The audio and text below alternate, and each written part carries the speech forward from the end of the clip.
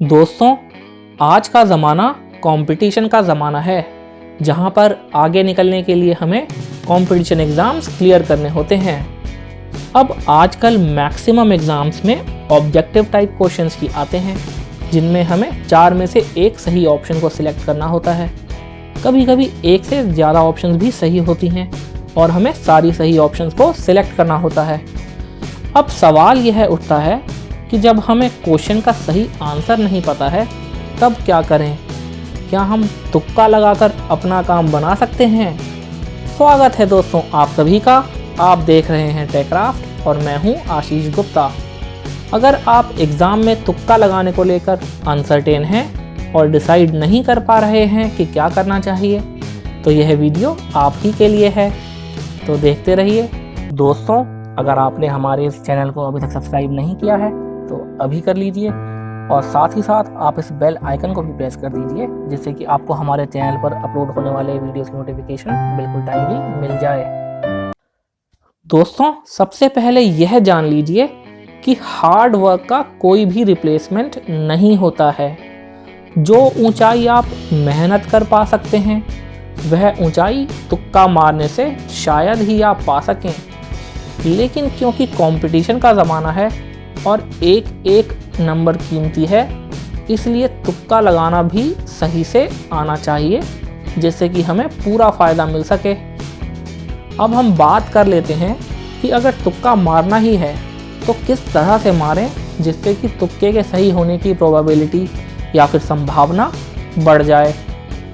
जैसा कि और बहुत से वीडियोस में बताया गया है कि आप एक पैटर्न को फॉलो कर तुक्का मारें, जैसे कि 3 क्वेश्चंस का आंसर ए, फिर अगले 3 का बी एंड सो ऑन लगा दें। वह बात एकदम गलत है और उस बात को कभी भी फॉलो ना करें।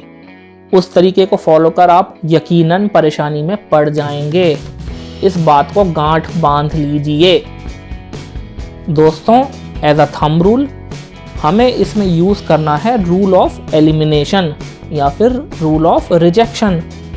इस रूल के अकॉर्डिंग हमें 4 ऑप्शंस में से एक एक कर वह सारी ऑप्शंस एलिमिनेट कर देनी हैं जो हमें पता है कि उस क्वेश्चन का आंसर हो ही नहीं सकती। जितनी ऑप्शंस हम एलिमिनेट कर पाएंगे, उतनी ही हमारे तुक्के के सफल होने की प्रोबेबिलिटी या फिर संभावना बढ़ जाएगी।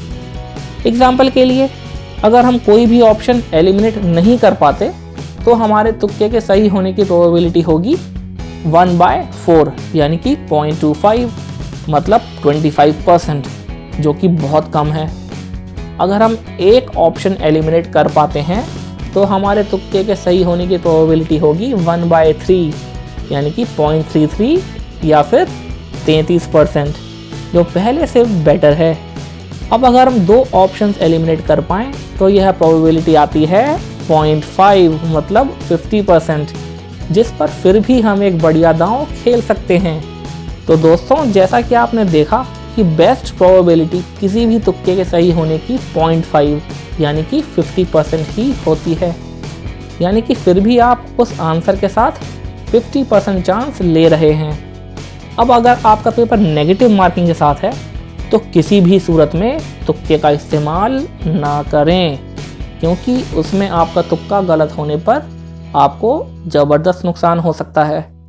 साथ ही अगर एक क्वेश्चन के एक से ज़्यादा सही जवाब हैं तो भी उसमें तुक्का मत मारिए, क्योंकि वहाँ तो प्रोबेबिलिटी आप कैलकुलेट भी नहीं कर सकते, क्योंकि आपको यह ही नहीं पता कि कितने आंसर सही हैं।